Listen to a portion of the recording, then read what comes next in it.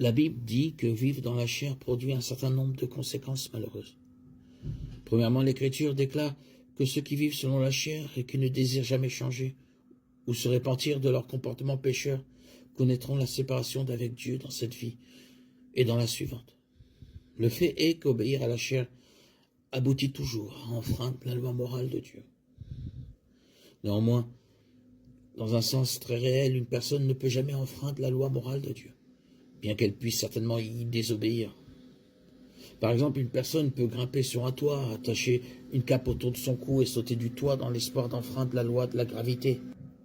Cependant, elle apprendra rapidement qu'elle ne peut pas voler. Elle ne peut pas enfreindre la loi de la gravité. La seule chose qu'elle enfreint, en fin de compte, c'est elle-même, tout en prouvant la loi de la gravité dans le processus. Il en va de même pour les actions morales. Une personne peut désobéir à la loi morale de Dieu en vivant selon la chair, mais elle ne prouvera la véracité de la loi morale de Dieu qu'en se brisant elle-même, d'une manière ou d'une autre, par son propre comportement, lorsqu'elle sera vainqueur de la chair.